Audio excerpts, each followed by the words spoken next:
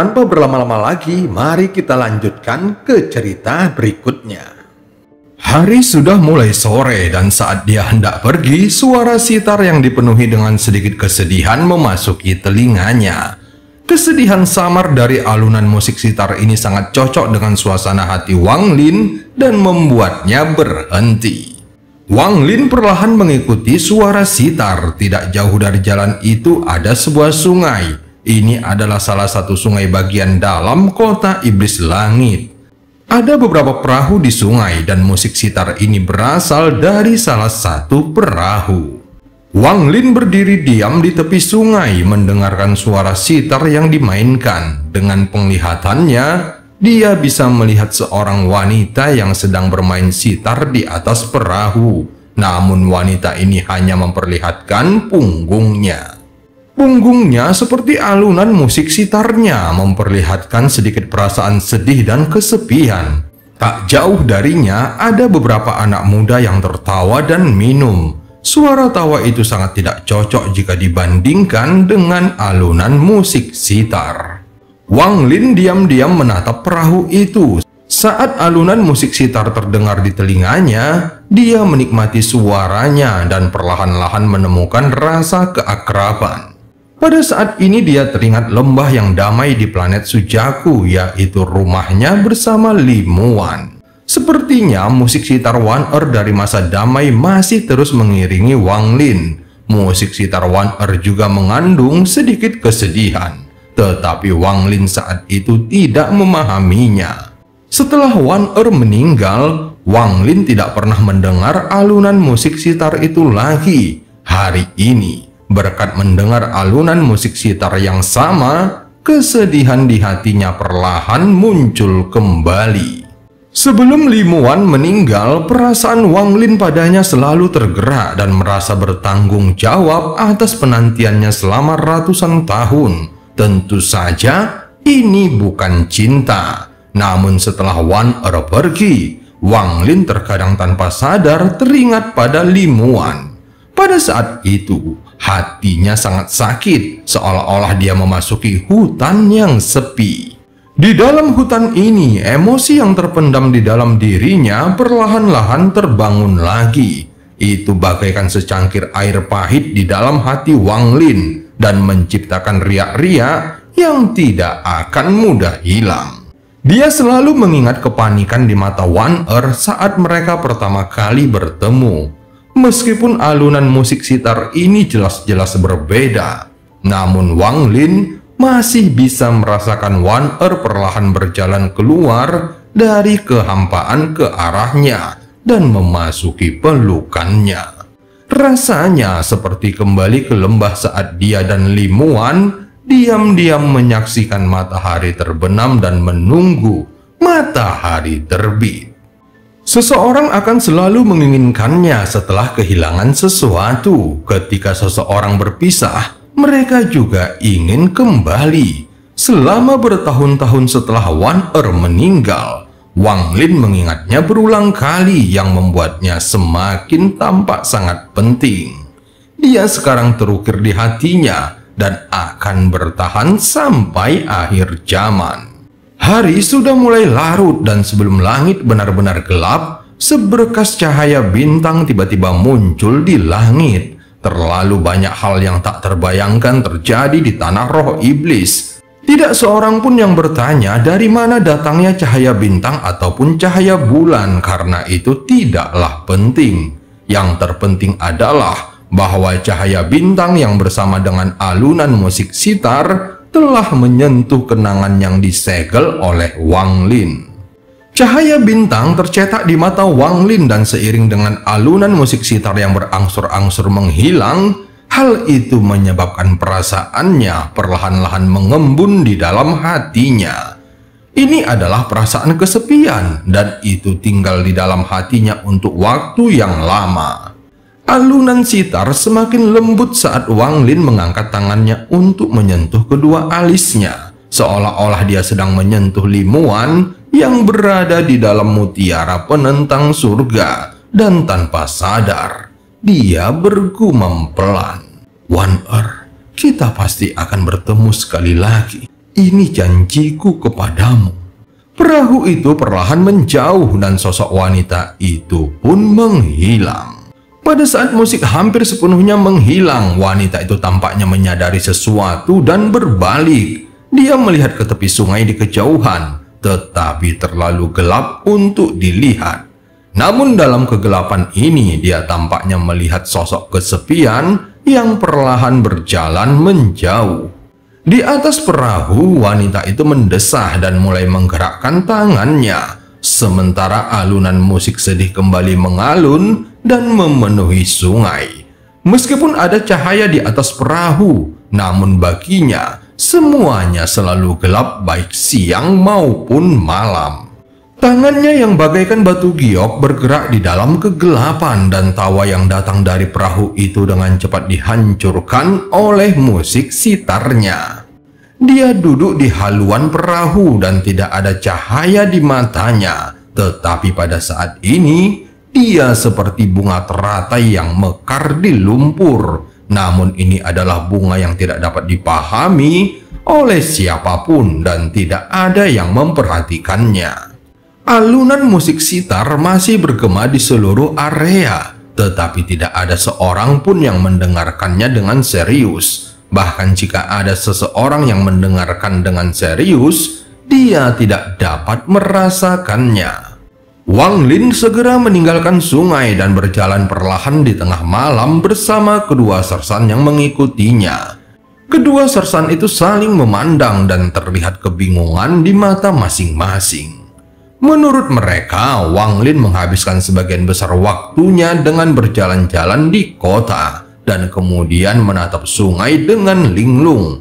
Langit kini gelap, tetapi orang ini masih berjalan perlahan. Pada malam hari, kota Hong diterangi oleh lampu-lampu seolah-olah kota tanpa malam.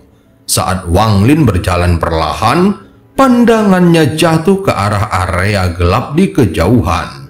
Ada banyak bangunan besar di sana, dan seluruh area itu memiliki suasana yang menyedihkan.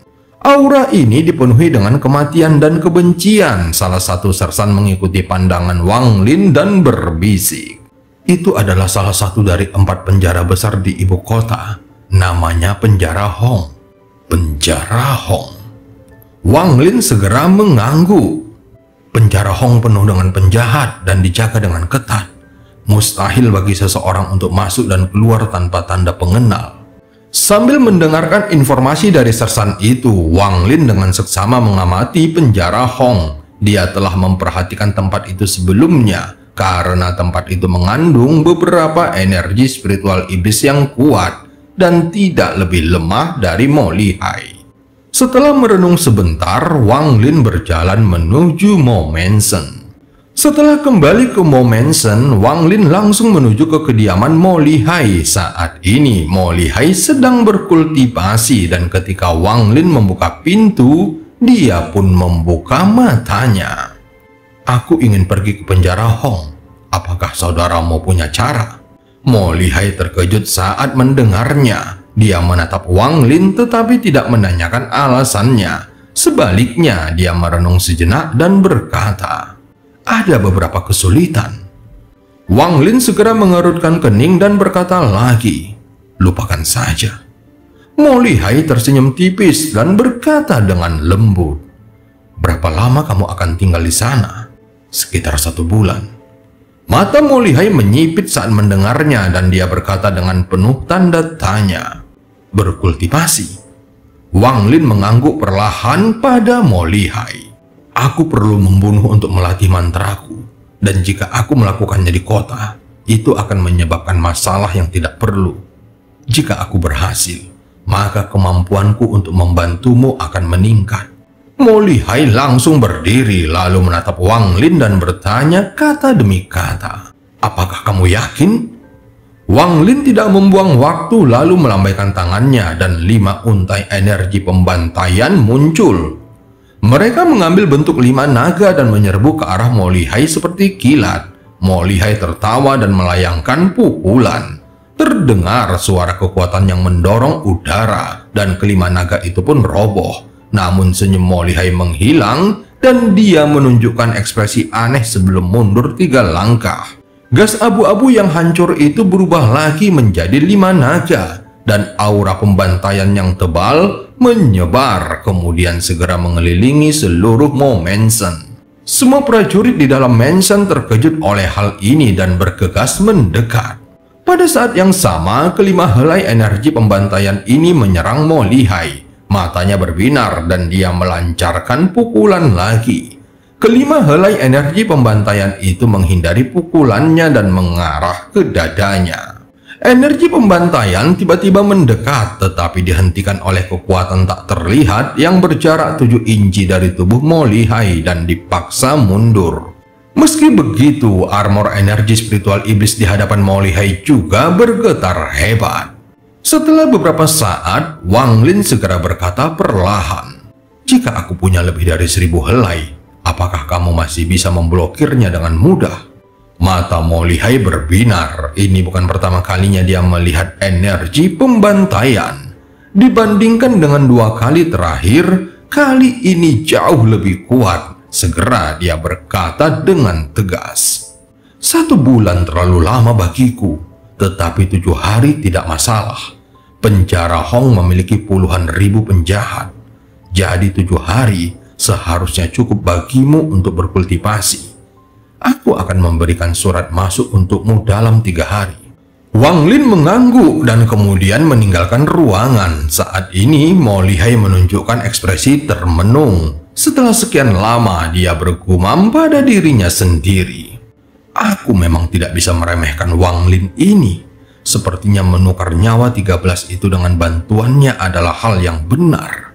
Mengabaikan kekuatan telapak tangannya hanya dengan kekuatan untayan gas abu-abu yang dipenuhi dengan niat membunuh itu saja sudah sangat tidak normal. Dengan hanya 5 untayan yang bahkan tidak dalam kekuatan penuh, dia mampu membuat baju besi iblisku bergetar. Itu bahkan lebih tajam dari beberapa pedang iblis. Namun ini bukanlah hal yang paling penting. Ada sesuatu yang misterius tentang gas abu-abu itu, sehingga dapat mempengaruhi kekuatan hidup di dalam tubuhku. Jika ada lebih dari 1000 helai gas abu-abu, itu akan sangat berbahaya. Lebih baik tidak membuat Wang Lin menjadi musuh dan mempertahankan hubungan kami saat ini." Setelah merenung sebentar, dia meninggalkan ruangan dan berusaha agar Wang Lin bisa masuk ke penjara Hong. Wang Lin tidak kembali ke kamarnya, tetapi duduk dalam posisi lotus di halaman. Meskipun di sekelilingnya benar-benar sunyi, namun masih ada alunan musik sitar yang samar-samar di telinganya. Meski alunan musik sitar ini samar, namun itu memiliki daya tarik tersendiri. Wang Lin tidak berkultivasi malam ini. Dia bahkan sama sekali tidak memikirkan seni pembantaian surgawi. Dia hanya duduk diam di bawah cahaya bintang sambil mendengarkan alunan musik sitar di dalam hatinya. Sebotol anggur berkualitas tinggi dari kota iblis kuno diletakkan di sebelahnya. Sesekali dia mengambil sebotol anggur dan meminumnya. Kesuraman bayangannya perlahan-lahan mempengaruhi tubuhnya dan kesepiannya tampak menyatu dengan cahaya bulan yang membekas di tubuh dan jiwanya. "Aku Wang Lin, mulai belajar Dao pada usia 16 tahun, tetapi aku sudah lupa berapa lama aku telah berkultivasi." Wang Lin mengambil kendi itu dan melompat tinggi. Anggur itu menetes dari sudut mulutnya dan menetes ke pakaiannya. Wang Lin menatap cahaya bintang di langit dan menampilkan sedikit rasa kesepian. Para kultivator berjalan melawan langit dan ditakdirkan untuk selamanya kesepian. Walaupun tidak ada suara, tetapi Wang Lin masih samar-samar mendengar alunan musik sitar. Dia menyeka anggur dari sudut mulutnya dan bergumam perlahan. Menjadi kesepian seumur hidup memberi seseorang hati untuk mencari Dao. Tetapi berapa banyak orang yang benar-benar dapat menikmati perasaan kesepian ini? Sama seperti anggur ini, rasanya pedas saat masuk ke mulut, tetapi kemudian berubah menjadi hangat begitu masuk ke dalam tubuh. Di bawah sinar cahaya bintang dan bulan, terlihat bayangannya yang menyendiri sedang minum anggur dan merenungkan kehidupan. Aku tidak tahu bagaimana para kultivator yang telah berkultivasi selama lebih dari 10.000 tahun dapat bertahan selama itu. Namun aku tahu bahwa jika seseorang tidak memiliki sedikit saja emosi, maka mereka hanya akan mengolah daun ciptaan mereka sendiri dan bukan daun surga. Langit dan bumi tidak manusiawi. Berkultivasi berarti melawan surga.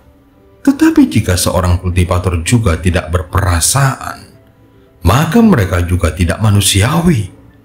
Menggunakan hati yang tidak manusiawi untuk mengolah daun surga yang tidak manusiawi. Bagaimana itu bisa dianggap melawan surga? Itu hanya bisa dianggap mengikuti kehendak surga. Sejak zaman dahulu, mereka yang mengikuti kehendak surga disukai oleh surga. Tetapi sebenarnya mereka hanyalah serangga. Dauku tidak mengikuti kehendak surga. Aku mengikuti hatiku untuk menentang surga. Aku tidak berusaha untuk menjadi abadi. Aku hanya berusaha untuk menyingkirkan statusku sebagai serangga. Itulah artinya memberontak. Wang Lin menghabiskan semua anggur di kendi itu dalam sekali teguk, lalu membuangnya. Cahaya bulan perlahan menghilang dan matahari perlahan terbit saat Wang Lin perlahan membuka matanya. Pada saat dia terbangun, semua yang terjadi tadi malam terkubur di dalam hatinya dan tersegel di tempat yang tidak bisa disentuh. 3 hari berlalu dengan cepat. Selama 3 hari itu, Wang Lin tidak berkultivasi. Sebaliknya, dia akan meninggalkan Momensen setiap pagi dan menunggu di tepi sungai untuk waktu yang singkat ketika musik sitar akan berlalu. Alunan sitar yang sendu itu mengalir di dalam benaknya, menembus kenangan yang tersegel dan merasuk jauh ke dalam hatinya. Sambil mendengarkan alunan musik sitar dan meminum anggur yang dibawakan para sersan, Wang Lin benar-benar terhanyut dalam momen tersebut dan memperoleh pencerahan. Wanita di atas perahu itu tidak tahu bahwa ada seseorang yang serius mendengarkan alunan sitarnya selama 3 hari itu. Dia hanya tahu bahwa setiap kali dia melewati tempat itu, kesedihan di hatinya akan semakin bertambah, dan kesedihan itu masuk ke tangannya dan keluar melalui alunan musiknya. Selama 3 hari ini, Wang Lin sangat damai. Dia menjauhkan diri dari konflik dan pembantaian. Dia lupa tentang bahaya Tosen, lupa tentang perjanjiannya dengan Mo Lihai, dan lupa harapannya sendiri untuk mencapai tahap ascendant. Dengan musik sitar dan anggur yang mengiringinya, dia mengalami pencerahan singkat di hatinya. Dia tidak pernah mencoba melihat seperti apa rupa wanita itu. Hanya punggungnya dan alunan musik sitarnya saja sudah cukup baginya. Jika bukan karena Mo Lihai yang telah membereskan masalah agar Wang Lin masuk penjara Hong, dia akan terus duduk di sana dan membersihkan hatinya. Dia tidak tahu berapa lama dia akan tinggal di sana. Mungkin sampai senar pada sitar putus dan tidak lagi menghasilkan musik apapun. Wang Lin menarik diri dari alunan musik sitar. Dia berdiri dan menyaksikan perahu itu perlahan pergi. Pada saat ini, wanita di atas perahu itu tiba-tiba berbalik untuk melihat ke sisi sungai. Meskipun segala sesuatu di hadapannya masih gelap, namun sosok pria yang pergi itu muncul di matanya. Segera suara yang tenang terdengar dari samping wanita itu. "Ming Xuan, apa yang kamu lihat?" Wanita itu berbalik dan menundukkan kepalanya, lalu tangannya yang seperti batu giok melayang di atas senar sitar dan sedikit gemetar. Baginya, suara itu melambangkan surga dan takdir yang tak tertahankan. "Musik sitarmu terlalu sedih, jadi para tamu ingin kamu merubahnya." Meski suaranya tenang, namun cara bicaranya juga menunjukkan bahwa dia tidak bisa menolak. Wanita itu merenung dan kemudian mulai memainkan sitarnya. Musik sitar tiba-tiba berubah menjadi alunan musik musim semi, dan suara riang memenuhi perahu dan sungai. "Bagus sekali, di masa depan bermainlah seperti ini." Suara dari sosok yang sebelumnya terdengar sekali lagi. Alunan sitar yang riang menggema, dan meskipun alunan musiknya riang, jika seseorang mendengarkannya dengan seksama, mereka akan tahu bahwa alunan musiknya sama sekali tidak riang, melainkan seperti teriakan tanpa suara. Tangisan ini dipenuhi kesedihan dan rasa sakit. Cara terbaik untuk menggambarkannya adalah ibarat senyuman yang dipaksakan. Musik perlahan memenuhi perahu dan menyamai suara tawa, tetapi tidak pernah menyatu dengannya. Ada kepahitan kuat tersembunyi di balik senyuman yang dipaksakan ini. Kepahitan ini disembunyikan dengan sangat baik oleh alunan musik sitar. Dan Ming Xuan tahu bahwa tidak seorang pun kecuali dia yang bisa mengerti. Saat perahu menjauh, musik pun ikut menjauh, hanya menyisakan riak-riak yang disebabkan oleh perahu. Riak-riak itu perlahan menyebar ke kedua sisi sungai. Musik yang ceria dengan kesedihan yang mendalam memasuki telinga Wang Lin. Hal itu membuatnya terdiam sesaat, tetapi dia tidak berbalik dan terus berjalan pergi. Saat itu belum tengah malam, tetapi bulan purnama tergantung di langit dan cahaya bulan menutupi kota iblis langit bagaikan lembaran sutra tipis. Saat ini dua sosok muncul di luar Momensen dan keduanya menghilang dalam sekejap. Mereka berkumpul ke arah penjara Hong. Keduanya sangat cepat saat mereka terbang di atas berbagai bangunan dan segera tiba di luar penjara Hong. Niat membunuh dan kebencian di tempat ini sungguh mengerikan, bagaikan api iblis yang berkobar di langit malam. Dua sosok dari Momensen menunjukkan diri di luar penjara Hong. Keduanya adalah Mo Lihai dan Wang Lin. Saat mereka berdua muncul, pintu besi hitam besar di hadapan mereka tiba-tiba terbuka sedikit. Seorang pria bungkuk segera keluar dari pintu ini. Dia menatap mereka berdua dan tanpa mengucapkan sepatah kata pun, dia membuka tangannya sebelum kembali masuk. Mata Wang Lin tanpa terasa melebar. Tingkatan pria bungkuk itu sama dengan Mo Lihai. Mereka berdua memiliki kekuatan yang setara dan telah mencapai transformasi jiwa tahap akhir. Mo Lihai segera melangkah maju dan bergerak cepat saat melewati celah itu. Adapun Wang Lin mengikutinya dari belakang. Pria bungkuk itu memandang dan memeriksa Wang Lin, kemudian bertanya perlahan, "Apakah ini orang yang dibicarakan saudaramu?" Mo Lihai langsung mengangguk dan berkata dengan tenang, "Iya, sisanya akan bergantung pada saudara Su." Pria bernama Su mulai mengangguk dan berkata perlahan, "Kamu bisa pergi, aku akan membawanya masuk." Mo Lihai tiba di samping Wang Lin dan segera berbisik, "Saudara Wang, jaga diri, kuharap kamu berhasil." Setelah itu dia melangkah dan menghilang.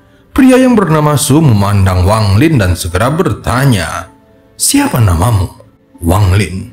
Suara Wang Lin terdengar sangat tenang. Pria bernama Su itu tidak banyak berbicara lagi. Dia hanya berbalik dan berjalan ke arah penjara Hong.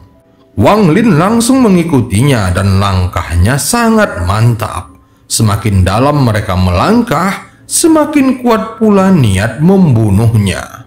Pria yang bernama Su tampak sangat menikmati aura itu. Dia diam-diam menatap Wang Lin dan sangat terkejut melihat Wang Lin yang begitu tenang. Kemudian dia berpikir bahwa jika Mo Lihai bersedia menghabiskan uang sebanyak ini, maka orang ini pasti memiliki sesuatu yang luar biasa. Penjara Hong dibagi menjadi dua bagian. Bagian di atas tanah hanyalah permukaan dan ada bagian lain di bawah tanah. Pria bernama Su bertindak cepat dan langsung membimbing Wang Lin ke bawah tanah. Mereka berdua mulai berjalan menuruni tangga yang suram. Ada beberapa cahaya lampu di sisi-sisi tembok. Kelap-kelip api membuat tempat ini semakin menyeramkan. Ketika mereka pertama kali melangkah di tangga, suasananya sangat sunyi. Tetapi saat mereka turun, suara teriakan dan raungan dapat terdengar dari kedalaman. Suara-suara ini dipenuhi dengan niat membunuh dan kebencian. Dibandingkan dengan apa yang terlihat di permukaan, ini 10 kali lebih kuat. Pria bernama Su itu sengaja memperlambat langkahnya dan diam-diam mengamati Wang Lin. Dia tahu bahwa aura dari penjara ini hampir cukup kuat untuk mengembun menjadi bentuk padat. Bahkan Jenderal Iblis dengan tingkat kultivasi yang sama dengannya akan merasa tidak nyaman kecuali mereka seperti dirinya yang telah tinggal di sini selama ratusan tahun. Dia sudah terbiasa dengan aura ini karena telah berkultivasi di sini begitu lama. Semakin banyak yang dilihatnya, semakin terkejut dirinya. Ekspresi Wang Lin masih terlihat normal dan dari pengamatannya, sepertinya Wang Lin tidak memaksakan diri untuk terlihat normal. Sebaliknya, sepertinya Wang Lin akan menyatu dengan lingkungan sekitar. Setelah memeriksa Wang Lin, pria bernama Su itu menyerah pada ide apapun yang dimilikinya. Dia mengerti bahwa orang ini memilih datang ke sini untuk berkultivasi. Orang ini pasti memiliki sesuatu yang istimewa. Jika dia menyelidiki lebih jauh, maka itu merupakan tindakan yang tidak pantas. Setelah waktu yang lama, mereka berdua tiba di ujung tangga. Ujung tangga itu sangat menyeramkan, seperti sangkar raksasa yang telah dibagi menjadi ribuan sangkar terpisah. Gelombang teriakan dan raungan disertai umpatan yang tak terhitung jumlahnya bergema di area tersebut. Suara ini terlalu keras. Jika itu adalah orang normal, telinganya akan langsung berdenging tanpa henti karena suara itu. Pria yang bernama Su sudah terbiasa dengan semua ini. Dia segera berkata dengan nada yang tegas, "Kalian semua, diam!" Setelah dia berteriak, semua suara dari dalam sel berhenti dan aura penindasan perlahan terbentuk. Ada sebuah rumah hitam di pintu masuk blok sel ini. Saat berdiri di luar rumah, pria bernama Su mengamati Wang Lin sekali lagi. Dia tersenyum, tetapi senyuman ini membuat wajahnya semakin menyeramkan dari sebelumnya. "Saudara Wang, ini adalah bagian yang menjadi tanggung jawabku. Aku memilih mereka semua, dan mereka semua akan dieksekusi pada bulan Januari. Jadi kamu dapat berkultivasi sesuai keinginan hatimu. Bahkan jika kamu membunuh mereka semua, itu tidak akan menjadi masalah." Setelah mendengar penjelasannya, segera kekuatan jiwa Wang Lin menyebar dan menemukan bahwa ada banyak area yang dijaga oleh pembatasan. Kemudian Wang Lin menggenggam tangannya dan berkata, "Terima kasih banyak." Pria bernama Su itu tertawa serak dan berkata dengan bangga, "Tidak perlu berterima kasih kepadaku. Jika kamu ingin berterima kasih kepada seseorang, maka berterima kasihlah kepada Mo Lihai. Dia memberiku 3 level pertama dari 10 niat pukulan yang runtuh agar aku mengizinkanmu masuk." Dia menatap Wang Lin dengan penuh arti sebelum masuk ke dalam rumah hitam itu. 3 level pertama dari 10 niat pukulan yang runtuh. Ternyata Mo Lihai memang membayar banyak agar aku bisa masuk ke sini. Dan cerita pun berakhir. Sampai ketemu di part selanjutnya.